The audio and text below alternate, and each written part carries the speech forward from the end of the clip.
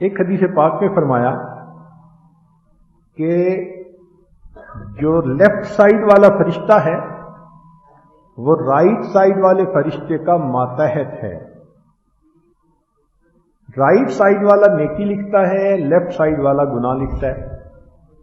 جب بندہ گناہ کرتا ہے تو لیفٹ سائڈ والا پوچھتا ہے کہ میں لکھ لوں، وہ کہتے ہیں انتظار کرو.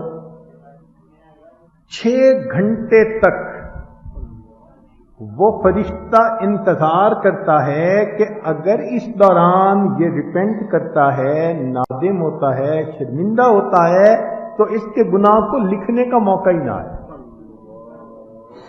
گناہ کر کے بھی اگر 6 گھنٹے تک اس کو احساس نہیں ہوتا تب اس کے گناہ کی انٹری کی جاتی ہے. ایک حدیث پاک میں نبی علیہ السلام نے ارشاد فرمایا کہ جو بندہ اپنے گناہ کو برملا لوگوں کے اندر بتائے تو ایسے بندے کے گناہ کو معاف نہیں کیا جاتا. اس نے تو کھیل بنا لیا نا. اس کو کہتے ہیں ایک چوری اور دوسرا سینہ دوری. بعض لوگ ہوتے ہیں نا دوستوں کی محفل میں بیٹھ کے اپنے سیاہ کارنامے بتاتے ہیں، ہم نے یہ کیا، ہم نے یہ کیا. تو اول تو گناہ کیا، دوسرا پھر لوگوں کے درمیان بیٹھ کے اس کے تذکرے کیے. تو ایسا بندہ اس کے گناہوں کو معاف نہیں کیا جائے گا. حدیث پاک میں ہے کہ جو دن کے فرشتے ہیں وہ نرم ہوتے ہیں اور رات کے فرشتے سخت ہوتے ہیں، گرم ہوتے ہیں. یعنی دن میں غلطی کر جائے تو چونکہ کاروبار ہے، کام ہے، تو وہ فرشتے نرمی کرتے ہیں ذرا، اور اگر رات میں کرے تو فرماتے ہیں یہ تو تیرے اور تیرے رب کی عبادت کا وقت تھا، اس عبادت کے وقت میں تو نے گناہ کرنے شروع کیے تو رات کے فرشتے اس کا گناہ لکھنے میں سختی کرتے ہیں. ابن عباس نے اس کو روایت کیا، کنز الاموال کی روایت ہے. ایک حدیث میں ہے کہ جو بندہ گناہ کر بیٹھے مگر گناہ کر کے اس کے دل کو یہ محسوس ہو میں نے اچھا نہیں کیا، میں نے برا کیا، مجھے نہیں کرنا چاہیے تھا، تو اس قسم کی اگر سچویشن اس کی فیلنگ اس کے دل کی ہے تو حدیث پاک میں ہے، عائشہ رضی اللہ عنہ فرماتی ہیں نبی علیہ السلام نے فرمایا کہ ندامت دل میں آنے پر توبہ سے پہلے اللہ اس گناہ کو معاف کر دیتے ہیں. اس کو حاکم نے روایت کیا. ایک دوسری حدیث میں یہی مضمون ہے، اس کو ابن عساکر نے روایت کیا کہ انسان جب ذکر کرتا ہے، جب اپنے گناہ کو یاد کرتا ہے اور یاد کرنے کے بعد اس کو غم ہوتا ہے، حزن ہوتا ہے اس کے دل میں گناہ کو یاد کر کے، تو اس افسردگی کے اوپر بھی اللہ اس کے گناہ کو معاف فرما دیتے ہیں. ایک حدیث پاک میں نبی علیہ السلام نے ارشاد فرمایا، اس کو کنز الاموال میں روایت کیا، امام بہقی نے بھی روایت کیا کہ انسان کے یہ ضروری ہے کہ وہ اللہ سے اپنے گناہوں کی تنہائی میں معافی مانگے. جو تنہائی میں اللہ سے فریاد کرتا ہے اللہ اس کی فریاد کو قبول فرما لیتے ہیں.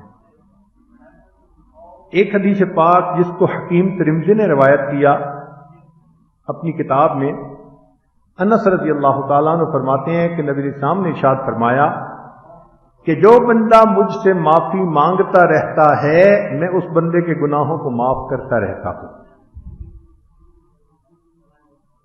ابن عباس نے روایت کرتے ہیں کہ نبی علیہ السلام نے ارشاد فرمایا کہ گناہ کا کفارہ انسان کا یہ ہے کہ اللہ کے سامنے شرمندہ ہو. دیکھیں اصول کی بات یہ ہے کہ گناہ کے بدلے انسان کو آگ میں جلنا پڑے گا، یہ طے شدہ بات ہے.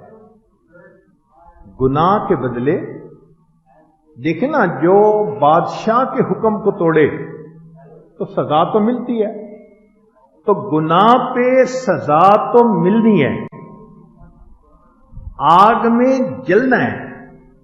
اب فرق یہ ہے، چاہے تو دنیا میں ندامت کی آگ میں جل جائے تو ادھر معافی ہو جائے گی، اگر یہاں نہ جلا تو جہنم کی آگ میں تو جلنا پڑے گا۔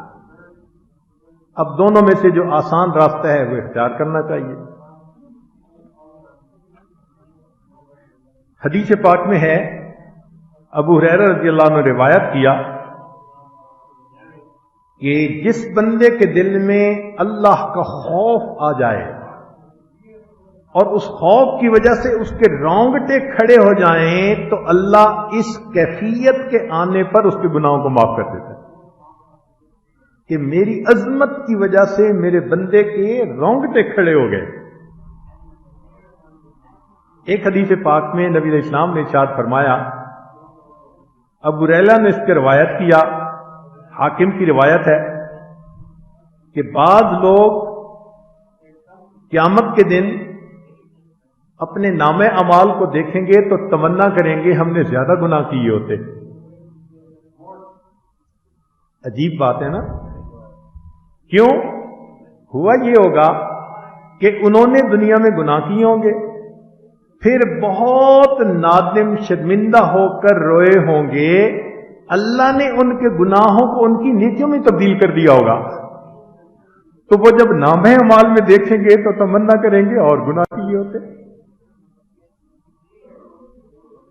اس لیے حدیث پاک میں ہے، ابن عمر رضی اللہ عنہ نے فرمایا، ان اللہ تعالی لینفع العبد بالذنب یذنبہ، کبھی کبھی اللہ تعالیٰ بندے کو اس کی گناہ کی وجہ سے بھی نفع پہنچا دیتے ہیں، یعنی وہ معافی مانگتا ہے اور وہ اس کے لیے نیکی بن جاتا ہے۔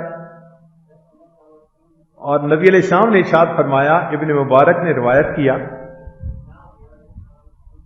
کہ بسا اوقات بندہ گناہ کرتا ہے اور اتنا اس پر نادم ہوتا ہے کہ وہ گناہ اس کے لیے جنت میں جانے کا سبب بن جاتا ہے۔